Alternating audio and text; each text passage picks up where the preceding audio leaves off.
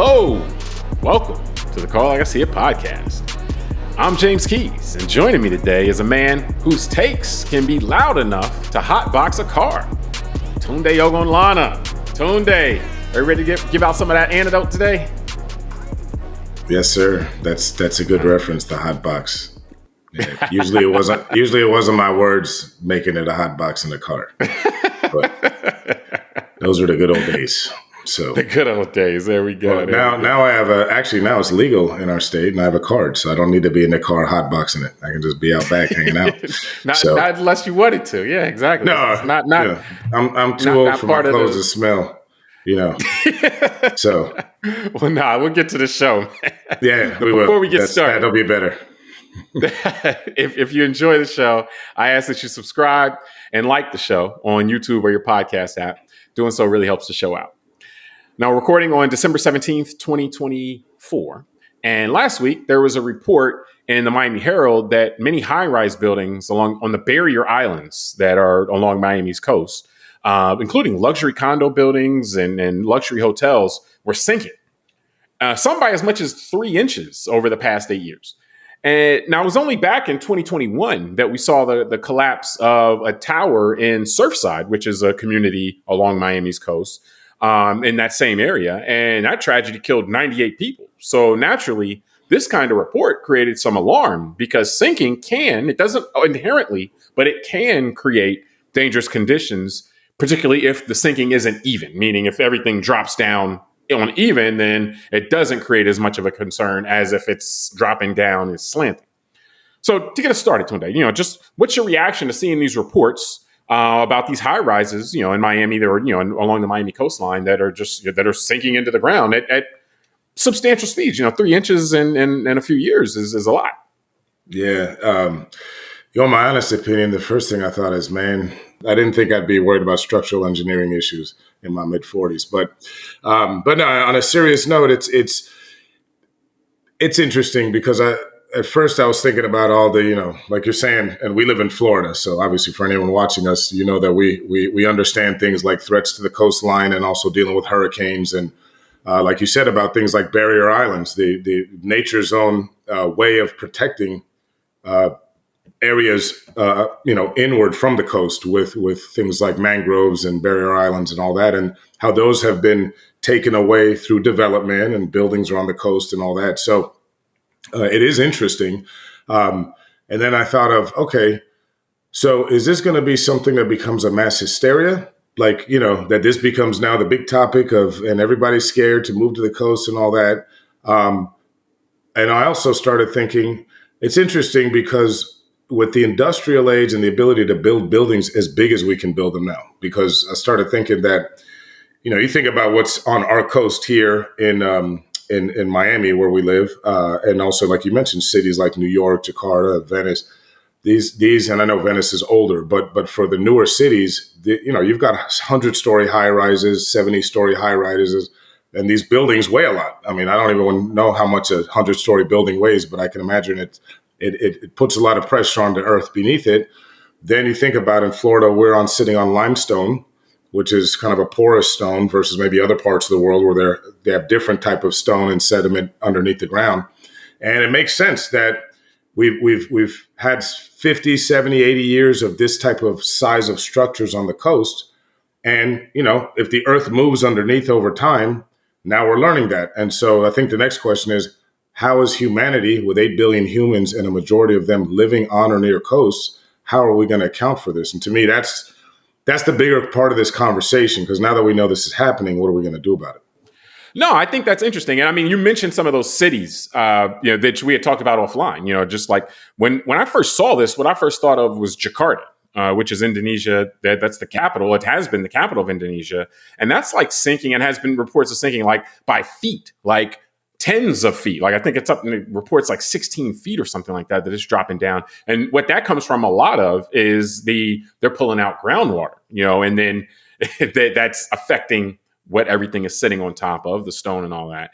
And So much so for them, like you said, what is this going to do? How are we going to react to this? Is going to create hysteria or, whatever. But like in Indonesia, they're moving the capital, from Jakarta, which is a major metropolitan area, it's been the capital for a long time, to another place that's not sinking, so to speak. So this is not something that is, that is unheard of, for cities. I mean, New York City, the reports are that New York City is sinking, but that's millimeters. That's a small amount. And then as you mentioned also, we talked about Venice, Venice being, like an area where we associate Venice with being of the water, so to speak, and, with the streets that are canals and all that kind of stuff.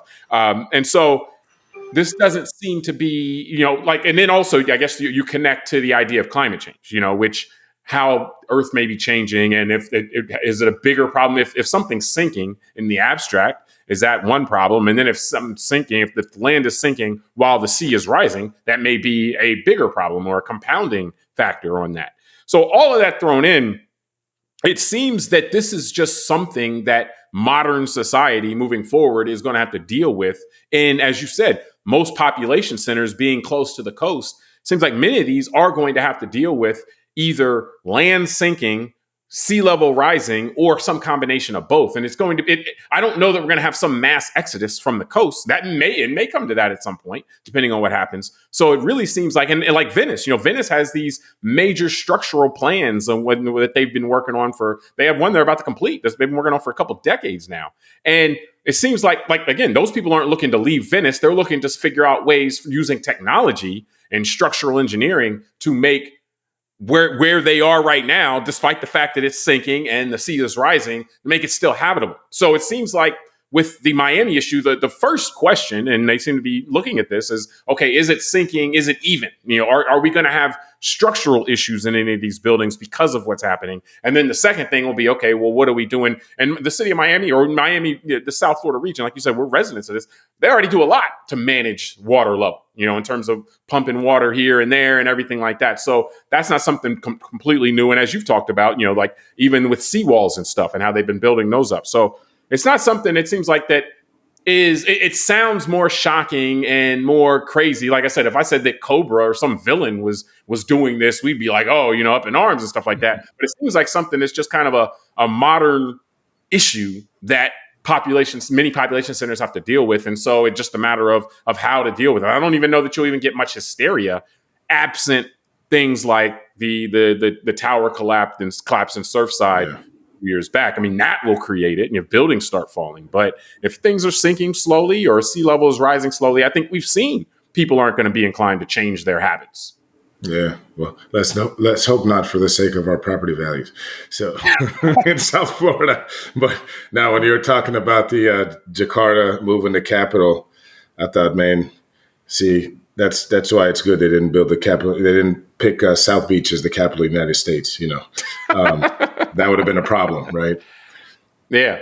Would have been a problem having a bunch of politicians on South Beach trying to work, but that's a whole different story. Hey, the way things are going now, man, people probably wouldn't have that big of a problem if the politicians sunk into the ocean. Well, no comment. No comment. No. But self-censorship, man. Yeah. No, but it's an interesting conversation because, I mean, look, the reality, and I think this is what I'm saying, like, it's kind of like climate change and how people that were more on the denying that humans were affecting the change of climate, let's say in the last 150 years, their argument would be, well, the climate's changed over world history, the history of the earth, and it changes, and we've had ice ages and this and that. And that's true. Obviously, that to me, I still believe that humans have influenced the rate of climate acceleration in the last 100 years. But both can be true, right? And so my thing is, we also don't appreciate, I guess, as much that the ground moves too. It's not just earthquakes that cause the ground to move. When you're on a coast, especially a coast, not like, let's say, the Pacific coast, which has a lot of cliffs and kind of more rocky outcrops, in the sense that it takes much, much longer, like eons, for the earth to kind of move, that type of stuff. On the Atlantic side of the United States, we have a much more sediment and kind of porous coastline. And, Savannah, Georgia's all swamps, Florida's all swamps, like up until probably you get to the Northeast, like you're saying, even I would say north of Washington, D.C., and the Chesapeake, that's all swampy kind of traditionally area. So to build large structures right on the coast, yeah, for 20, 30 years, 40 years, probably it's all good. But at some point, even if it's 100 years from today, that coastline might naturally move on its own. And, again, this is where I think the greater combination of all these forces in our society play out, right? Because we have developers who want to build something and make money now. That's their business model. Yeah. They're not necessarily worrying about what's happening in 70 years. Yeah. You got people that want to live on the coast, right? It's nice to live on a beach and be in the 8th story and look over the ocean every morning. So they're not trying to, worry too much about things that are happening way down the road that they might not even be alive for. In some cases, you might have the politicians that want to get a little bit of grease just because, to go around an environmental law or some law about how close you should build or how high you should build, and then you have the regulators and the kind of overseers from the bigger parts of the government that are either going to do their job and enforce certain things for the long-term good of the nation and for the structure of, properties and all that, or they're not. And so I think when we're talking about these big long-term things and how the earth affects where we live and all that, it kind of takes a combination of from that developer, from the ground, all the way to the high level of the regulatory state. And, I guess that's the ebb and flow. Yeah. Well, and we know that generally speaking, people don't move until the problem reaches a certain critical level, and so like with the tipping point, so to speak, like that's why the example of Jakarta is pretty instructive in that, once you start dropping 10 feet, 12 feet, 15 feet, people will take action. They're like, all right, we're just leaving, the capital, we're just leaving. And then we're going to do what we can to try to save as much of the city as we can, but when you're talking inches, when you're talking, things like that, it's just not going to be something that really gets people going in the same way that, like, and we've talked about this, like the people who denied that human activity was connected to the climate changing at all.